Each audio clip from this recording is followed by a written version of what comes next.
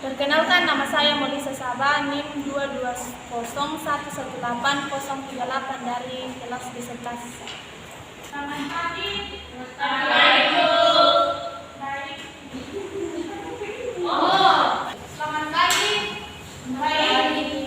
Baik, saya akan mengalihkan status mahasiswa kalian menjadi kelas 5 SD. Baik, selamat pagi anak-anak. Selamat pagi, Bu. Apa kabarnya hari ini? Baik, luar biasa. Baik, sebelum kita memulai pembelajaran kita, adakah yang mau memimpin kita dalam doa? Baik, Bu. Silakan kita. Ibu guru serta teman-teman sebelum memulai pembelajaran kita, mari kita dalam doa. Doa selesai. Amin. Baik anak-anak, pembelajaran kita pada hari ini yaitu mengenai lingkungan sekitar. Baik anak-anak, adakah yang tahu mengenai lingkungan? Tidak tahu. Baik, lingkungan adalah kombinasi antara kondisi fisik yang mencakup keadaan sumber daya alam seperti tanah, air, energi surya, mineral, serta flora dan fauna yang tumbuh di atas tanah maupun di dalam lautan dengan kelembagaan yang meliputi ciptaan manusia seperti keputusan bagaimana menggunakan lingkungan fisik tersebut. Komponen abiotik dan biotik. Ada yang tahu dengan komponen abiotik dan biotik? Tidak ada? Tidak tahu. Komponen abiotik adalah segala yang tidak bernyawa seperti tanah, udara, air, iklim, kelembapan, cahaya. Sedangkan komponen biotik adalah segala sesuatu yang bernyawa seperti tumbuhan, hewan, manusia, virus, dan bakteri. Adapun pengertian lingkungan menurut para ahli, yaitu yang pertama, menurut Murchard, lingkungan adalah semua benda dan kaya serta kondisi, termasuk di dalamnya manusia dan tingkat kehidupannya.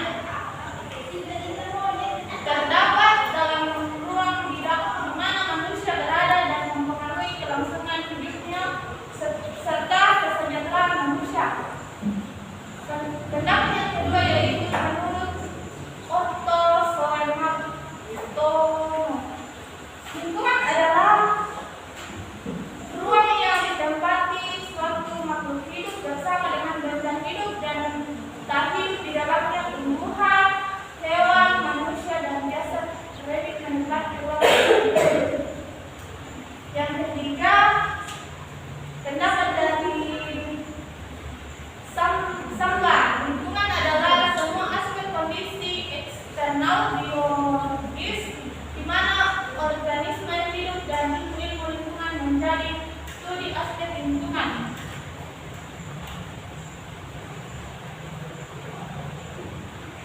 Menurut Bernard, lingkungan dapat digolongkan menjadi 4, yaitu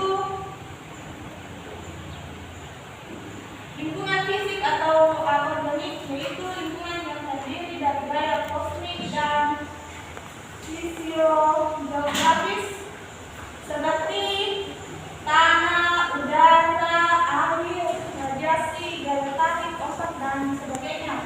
Yang kedua, lingkungan biologi atau organik, segala sesuatu yang bersifat biologis berupa mikroorganisme, parasit, hewan, tumbuhan, termasuk juga di sisi lingkungan prenatal dan proses-proses biologi seperti reproduksi, pertumbuhan, dan sebagainya.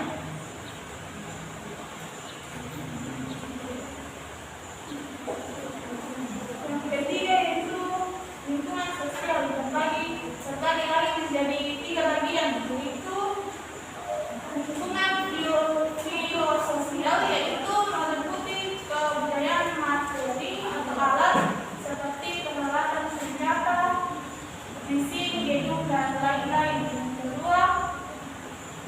lingkungan biososial, yaitu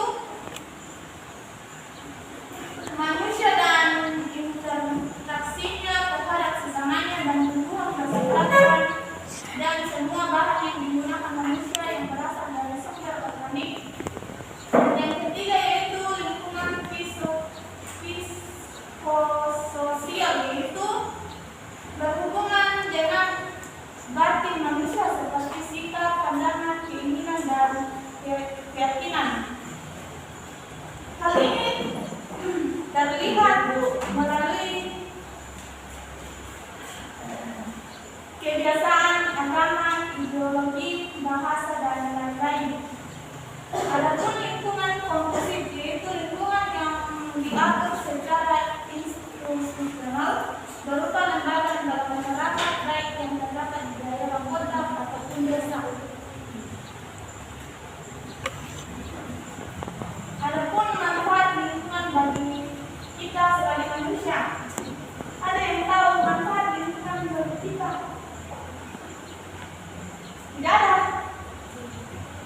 Nah, seperti yang disebut secara umumnya, lingkungan memiliki jumlah komponen biotik dan abiotik yang bisa kita manfaatkan untuk kehidupan kita sehari-hari, yaitu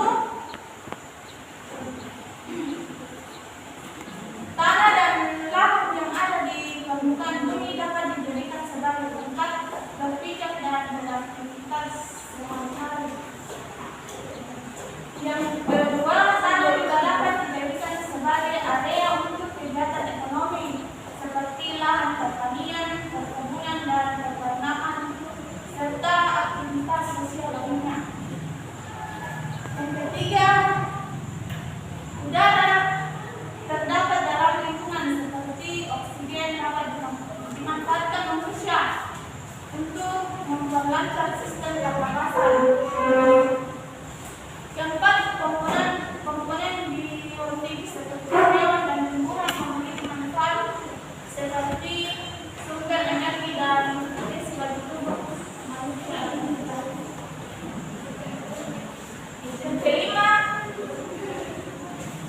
lingkungan memiliki sumber daya alam yang bisa dimanfaatkan manusia untuk kehidupan sehari-hari seperti mineral, minyak bumi, batu bara, dan sebagainya. Mikroorganisme seperti bakteri temurai dibutuhkan untuk memiliki peran sangat penting dalam ekosistem, yang ini bisa sebagai dekomposer sisa-sisa tubuh dari makhluk hidup yang telah mati. Yang berikut, air merupakan salah satu komponen lingkungan yang memiliki peran vital dalam kehidupan manusia seperti minum, mandi, irigasi, dan lain-lain. Tujuannya yaitu tercapainya keselarasan, keserasian, dan keseimbangan antara manusia dan lingkungan hidup. Yang kedua, terwujudnya manusia sebagai makhluk hidup yang memiliki sikap dan perilaku melindungi serta membina lingkungan hidup. Yang ketiga, terjaminnya kepentingan generasi masa kini dan generasi masa depan. Yang keempat, tercapainya kelestarian fungsi lingkungan hidup. Yang kelima, terkendalinya pemanfaatan sumber daya secara bijaksana. Yang keenam, terlindungnya Indonesia terhadap dampak dari luar yang dapat menyebabkan pencemaran atau kerusakan lingkungan.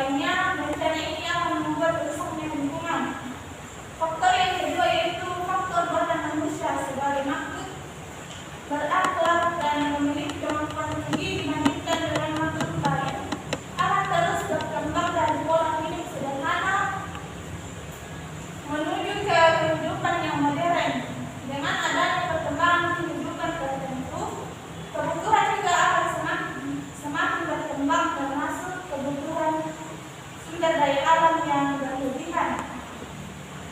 Kerusakan lingkungan karena faktor manusia bisa berupa adanya penebangan secara liar yang menyebabkan banjir ataupun tanah longsor dan pembuangan sampah sembarangan tempat, terlebih aliran sungai dan laut akan membuat pencemaran.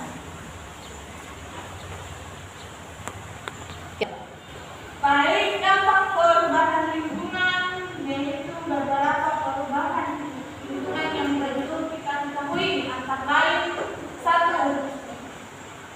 Kualitas hidup menurun. Yang kedua, mengurangi potensi hutan. Yang ketiga, menghilangkan habitat flora dan fauna.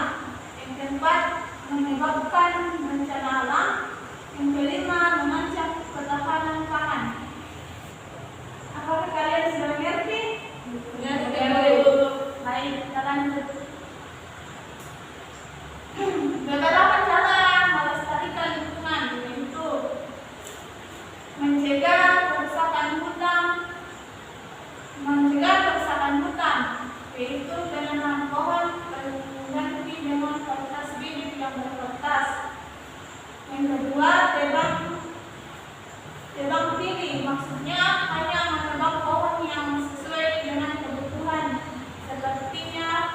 seperti umurnya sudah tua, ukurannya sudah besar, atau jumlahnya yang banyak sehingga perlu dikurangi untuk memberikan ruang pada tanaman lain. Yang kedua, penghijauan hutan yang sudah rusak atau reboisasi. Yang ketiga, dibentuk badan khusus untuk mengawasi lingkungan hutan. Yang keempat, pemberantasan pelaku penebang hutan ilegal. Yang kelima, membuat kebijakan terkait perizinan, pengusaha hutan, pemanfaatan kayu dan industri yang hendak membuka lahan baru. Yang kedua, mencegah pencemaran, yaitu sebagai berikut: membuat instalasi pengolahan limbah, membuat tempat penampungan limbah rumah tangga pengolahan limbah organik dikelola untuk membuat pupuk organik atau sebagai bahan. Yang keempat, limbah organik diolah menjadi produk bernilai ekonomis seperti tas dan plastik. Yang kelima, limbah bahan berbahaya dan beracun dikelola dengan ketentuan